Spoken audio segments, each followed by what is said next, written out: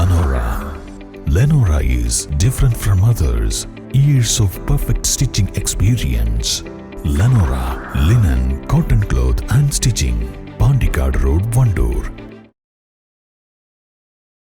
കോൺഗ്രസ് തുറന്ന വഴിയിലൂടെയാണ് ബിജെപി സർക്കാർ ഇസ്രായേലുമായുള്ള ചങ്ങാത്തം ശക്തമാക്കിയതെന്ന് മുഖ്യമന്ത്രി പിണറായി വിജയൻ. ഇസ്രായേലുമായി ഒരു ബന്ധവുമില്ലാത്ത രാജ്യമായിരുന്നു ഇന്ത്യ. എന്നാൽ അമേരിക്കൻ സമ്മർദ്ദത്തിനു വഴങ്ങി സാമ്രാജ്യത്വ വിരുദ്ധ നയം പൊളിച്ചെഴുതുകയായിരുന്നുവെന്ന് മുഖ്യമന്ത്രി പറഞ്ഞു.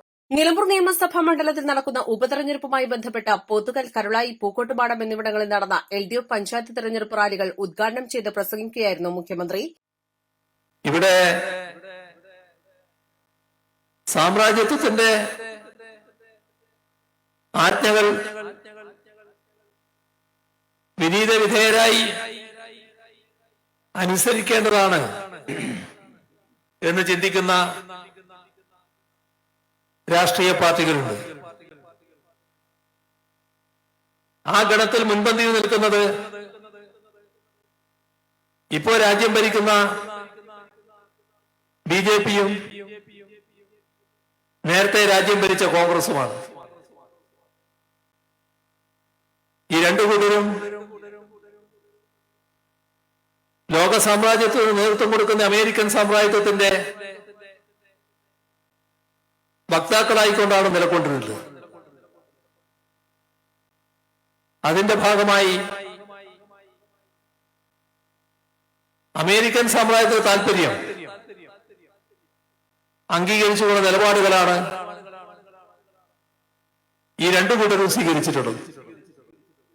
പലസ്തീന് ഐക്യദാർഢ്യം പ്രകടിപ്പിക്കാൻ യാസർ അറഫാത്തിനൊപ്പം ഒരുമിച്ച് ജനങ്ങളെ കണ്ട പ്രധാനമന്ത്രിയായിരുന്നു ജവഹർലാൽ നെഹ്റു. അത് ലോകരാജ്യങ്ങൾക്കിടയിൽ ഇന്ത്യയ്ക്ക് വലിയ അംഗീകാരമുണ്ടാക്കിക്കൊടുത്തു. ധീരമായ നിലപാടായിരുന്നു അത്.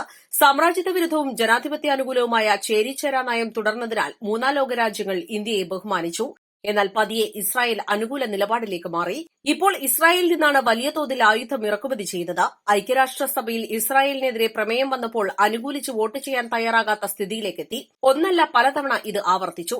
കഴിഞ്ഞ ദിവസം ഇസ്രായേൽ ഇറാനെ നെറികെട്ട രീതിയിലാണ് ആക്രമിച്ചത്. ആരാണ് അവർക്കതിന് അധികാരം കൊടുത്തത്? ലോക പോലീസ് ചമയുന്നത് അമേരിക്കയാണ്. അവരുടെ പിന്തുണയിലാണ് ഇപ്പോൾ ഇസ്രായേലിന്റെ കളികൾ. അതിനെതിരെ ഇന്ത്യയുടെ ശബ്ദമുയരേണ്ടേ? ഇസ്രായേലിന്റെ അതിക്രമങ്ങൾക്കെതിരെ ശരിയായ നിലയിൽ പ്രതികരണമില്ലാത്ത പാർട്ടിയായി കോൺഗ്രസും മാറിയെന്നും മുഖ്യമന്ത്രി പറഞ്ഞു. ഇസ്രായേലുമായി ഒരു ബന്ധവുമില്ലാത്തവരായിരുന്നു നമ്മൾ. നമ്മുടെ പാസ്പോർട്ടുകളിൽ ഇസ്രായേലിലേക്ക് പോകാൻ അനുമതിയില്ല എന്ന് നേരത്തെ അടയാളപ്പെടുത്തുമായിരുന്നു. അതായിരുന്നു നമ്മുടെ ബന്ധം.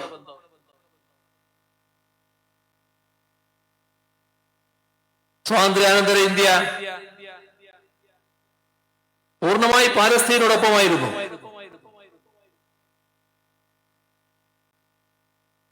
പണ്ഡിറ്റ് ജവഹർലാൽ നെഹ്റു പാലസ്തീൻ ഐക്യദാർഢ്യത്തിന്റെ ഭാഗമായി ജനങ്ങളെ അഭിസംബോധന ചെയ്യുമ്പോൾ കൂടെ യാസർ അറാഫത്ത് കൂടി നിന്നത് അന്നത്തെ ലോകം ഏറ്റവും അധികം ശ്രദ്ധിച്ച കാര്യമായിരുന്നു. ആരാ മാറ്റിയതാ നയം? എന്തുകൊണ്ടാ മാറ്റിയത്?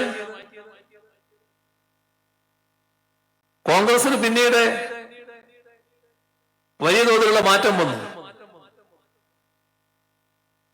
വലിയ മൂല്യശോഷണം സംഭവിച്ചു. സാമ്രാജ്യത്വത്തിന് എതിരെ ശക്തമായ നിലപാട് സ്വീകരിക്കുന്ന ഒരു ഗവൺമെന്റ് ആയിരുന്നു ഇന്ത്യ ഗവൺമെന്റ്. ചേരിചേരാ നയം അത് അതിന്റെ സത്ത സാമ്രാജ്യത്വ വിരുദ്ധമായിരുന്നു. അതുകൊണ്ടാണ് അന്നത്തെ മൂന്നാം ലോക രാഷ്ട്രങ്ങളാകെ, ലോകത്തിലെ സാമ്രാജ്യത്വ വിരുദ്ധ പ്രസ്ഥാനങ്ങളാകെ ഇന്ത്യയെ വലിയ തോതിൽ അംഗീകരിച്ചത്. വലിയ പിന്തുണ നമ്മുടെ രാജ്യത്തിൽ ലഭിച്ചത്. നമ്മുടെ സാമ്പത്തിക ശേഷിയോ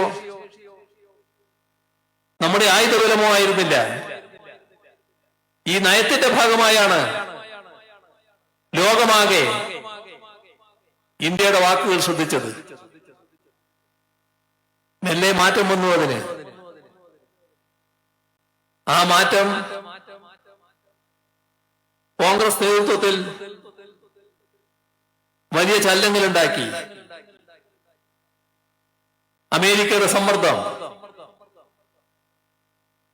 ഇസ്രയേലുമായി ചങ്ങാത്തത്തിലേക്ക് ഏർപ്പെടുന്നു. വലിയ ചങ്ങാത്തം, അവരുമായുള്ള ബന്ധമില്ലായ്മ അവസാനിപ്പിക്കുന്നു. പിന്നീട് ബി ജെ പിക്ക് നേതൃത്വം കൊടുക്കുന്ന RSS, ഇസ്രയേലിലെ സയനിസ്റ്റിന്റെ ഇരട്ട സഹോദരനാണ്. അവർ തമ്മിൽ ആ തരത്തിലുള്ള ഒരു ബന്ധമാണ്. കോൺഗ്രസ് തുറന്ന വഴിയിൽ നല്ലതുപോലെ BJP സഞ്ചരിക്കുന്നു. ഇപ്പോ വലിയ ഈസ്റ്റ് ലൈവ്, നിലമ്പൂർ.